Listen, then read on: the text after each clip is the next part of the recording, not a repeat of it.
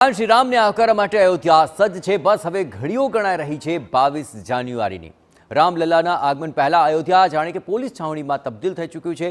ઠેક ઠેકાણે પોલીસના જવાનો આખરે ભરી બંદૂકે તૈનાત છે। અયોધ્યાના સૂર્યદ્વારથી લઈને ધર્મપથ, ભક્તિપથ સહિતના માર્ગો પર ચુસ્ત પોલીસ બંદોબસ્ત ગોઠવી દેવાયો છે।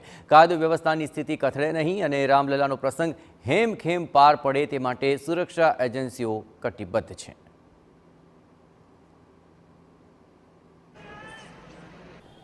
અયોધ્યા ભગવાન રામને આવકારવા માટે તૈયાર થઈ ચૂકી છે। હું ત્યારે અયોધ્યાના જે માર્ગના દ્રશ્યો આપને બતાવવાની છું, એ જોઈને જ આપને અંદાજ આવી જશે।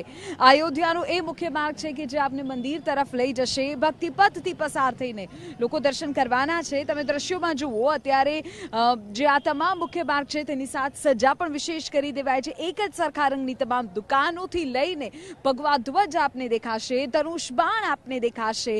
આગામી સમયમાં આ તમામ રસ્તાઓ પર વાહનો બંધ થવા અને લોકોને પગપાળા જ મંદિર સુધી જવાનું છે, પરંતુ અત્યારથી જ લોકોનો ધસારો અહીં ખૂબ જોવા મળી રહ્યો છે। આ આખો જે માર્ગ છે તે અત્યારે જાણે કે રામમય થઈ ગયો હોય। અહીં આવતા જતા દરેક લોકો જય શ્રી રામના નારા લગાવતા જઈ રહ્યા છે। એટલે આપણે ઉપરથી આ દ્રશ્યો બતાવી રહ્યા છે।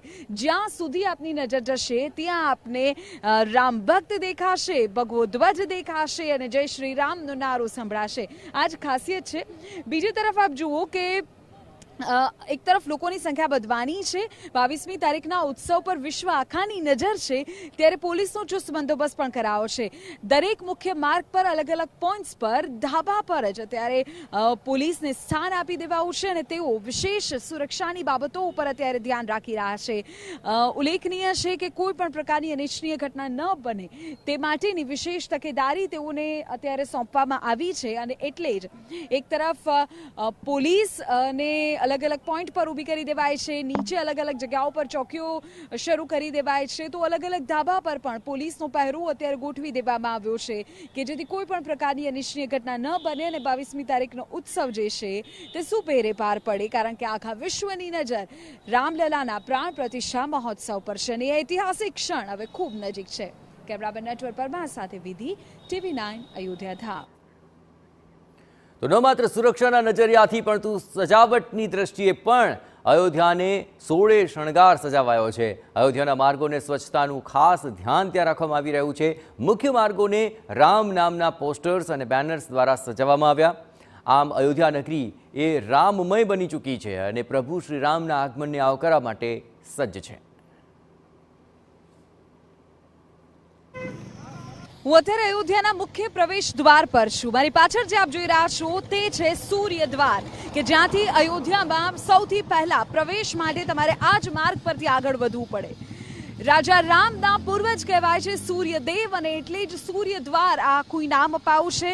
અને આ ધર્મપથ છે કે જે આપણને મંદિર સુધી લઈ જશે અને ધર્મપથ, ત્યારબાદ ભક્તિપથ અને ત્યારબાદ રામપથ જે છે તેના ઉપરથી જ લોકો મંદિર સુધી પહોંચવાના છે। ત્યારે હું આપને અત્યારે જે દ્રશ્યો બતાવી રહી છું તે સૂર્યપથના છે। ધર્મચોક નામ અપાયું છે કે જ્યાં થી આખો માર્ગ શરૂ થવાનો છે। જ્યાં ધર્મ છે ત્યાં જીત છે અને એટલે જ યતો ધર્મસ્તતો જયઃ એ સ્લોગન પણ તમને વંચાશે અને એ જ સ્લોગન અત્યારે ધર્મચોક પર અહીં કંડારવામાં આવ્યું છે।